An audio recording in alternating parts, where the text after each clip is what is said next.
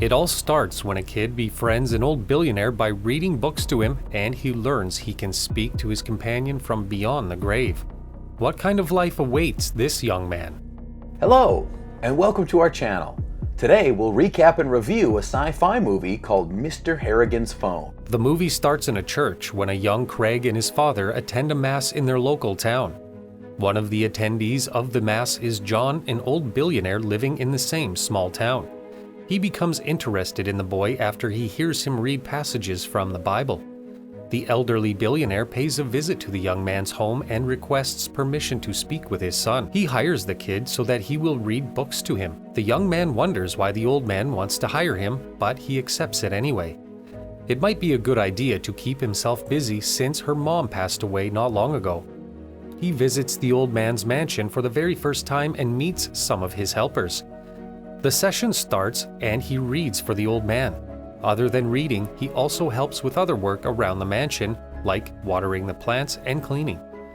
On one occasion, while waiting for John, he becomes intrigued by a door in the room. He slowly gets closer to the door, but before he opens it, the old billionaire stops him. The boy asks what's inside, and the man only mentions that it contains terrible secrets.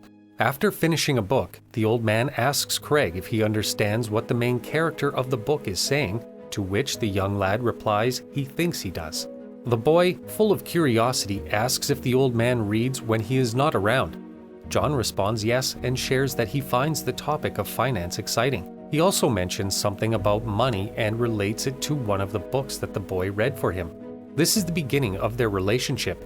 Craig discovers a few facts about the old man, including the fact that he has a bad reputation and has never been married or had children. After learning more about the billionaire, the boy gets the impression that the old man is lonely, something he can relate to and is familiar with because his mother passed away. One day, the young boy receives his first greeting card from John. Inside, it contains a scratch card. After that, he starts receiving the same thing 4 times a year, on Valentine's Day, Thanksgiving, Christmas, and his birthday. The little boy grows up to become a young man after 5 years. Not only does he continue to read to the old man 3 times a week, but they manage to create a closer relationship by becoming friends. It was very surprising that they became closer, especially since the billionaire has a very bad reputation. There was really no huge benefit for the young man to continue reading for that long. Maybe they really connected on a deeper level and then started to enjoy each other's company. Craig excitedly starts to attend high school with his friends. A senior student shows them around and helps them become familiar with the environment of the school and the people. His senior warns them to stay away from a certain bully so they can avoid getting in trouble. In the cafeteria, he sees the popular students having a phone, so he starts to have the urge to own one. As he walks to his next class, he comes across Kenny, a popular bully in school who threatens and intimidates the young freshman. Starting to get in trouble, Miss Hart, one of the school teachers, sees them and interrupts to help the young man. The freshman, however, lies to the teacher that he was not bullied, but it didn't make things better for him. During one of the sessions with the old man, he asks how the billionaire handles anyone who takes advantage of or bullies him. John seriously answers the kid, saying that he treats those people harshly. Christmas Day arrives and Craig receives 2 wonderful gifts. The young boy was surprised and excited that the scratch card that John gave as a present won $3,000. Also, his dad gives him a phone as a present. He calls the old man using his new phone and thanks him. Craig decides to buy a phone for John because he just received his first iPhone for Christmas and won $3,000 from the lottery ticket Harrigan gave him. At first, the billionaire refuses to accept the gift from his friend. He manages to convince the old man to use the phone after showing him a better way to read news about stocks and finances in real time. That began to change John's perspective, and now he enjoys using his mobile phone. What a thoughtful and kind young man Craig is. Just to be honest, if someone else won that money, he or she would definitely spend it on himself or herself, especially knowing that you work for a billionaire who can easily afford to buy the most expensive items. It would be the last thing on our mind to buy them something. One day, Craig finds his friend John sitting in his chair and holding his phone lifeless. He is devastated by the loss of his close friend. During the old man's funeral, he secretly places the phone in the old man's suit, bringing the phone with him to his grave. After the burial, a man affiliated with the billionaire talks to Craig and his dad, saying that John left the boy something. Following their conversation, the billionaire left a will that included the young man receiving a huge amount of money, amounting to $800,000 for his future education and writing career. Craig appreciates what the old man did, but is a bit hesitant to accept it. He decides to call the old man. He expressed his thanks and said he was willing to trade the money just to talk with him again. Morning comes, and the young man panics when he sees a strange text coming from John's phone, but his dad brushes it off as a glitch or prank. Anyone would freak out once they received a message from a dead person. I mean, come on, that is definitely not a glitch. It's far from being a prank, because who would do such a thing, right? After the billionaire's burial, Craig visits the mansion one more time and then continues with his own life. He becomes closer to his science teacher, Miss Hart. On the other hand, Kenny gets expelled from school for selling pot, and he blames Craig for it. An event is held at their school where he dances with his crush. He is caught off guard when Kenny suddenly appears and drags him out of the building. Craig chooses to lie about it, who assaulted him, and keeps the information to himself.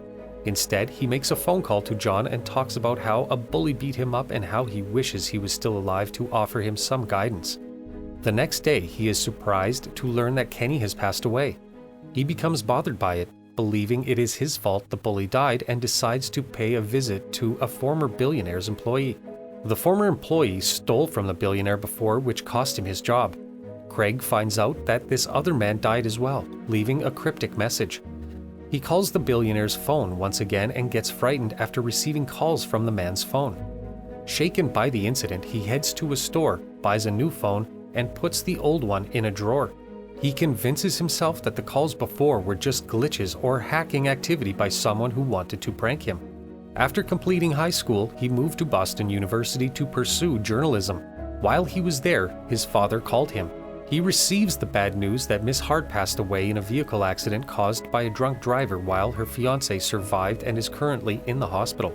Dean, the drunk driver, gets away with being imprisoned after agreeing to undergo rehab for 6 months. The result was unacceptable for Craig, so he goes back to their house and calls John using his old phone. His heightened emotion and desire for justice pushed him to want Dean's death as he talks on the phone, but he immediately regrets it afterwards. He eventually finds out that Whitmore was discovered dead in his shower. He drives to the rehab center and pays a worker on purpose to find out about the suicide. It's difficult to blame him, but a lot of us can really relate to the aspect where you wish for something bad to happen to someone out of anger, and then you immediately regret it afterwards. Although it's kind of scary to think that he has the capability to end someone's life in a horrible way. Putting it in your own hands is definitely never the right thing to do, no matter how painful it is. Shampoo and a fragment of a scattered soap bar were found in Dean's stomach, so he was told. Craig starts to feel mixed emotions when he finds out that the soap is the same brand her science teacher used and that the note left by the victim involves a lyric from a song that John loves. The hidden closet in John's mansion actually contains a memory of his late mother who died as well. In the boy's mind, the billionaire was able to relate to him and understand the loneliness and grief of someone who lost a mother. He goes to John's grave to see his headstone and talks to him. Craig believes that the old man's cryptic text messages to him are a plea for him to let his soul rest in peace in the afterlife and allow him to move forward in the present. After leaving John's grave, he stops by his own mother's grave and sobs, pleading for forgiveness. He then runs out to a nearby quarry where he first plans to end his own life. He changes his mind and instead throws his old phone into a nearby stream.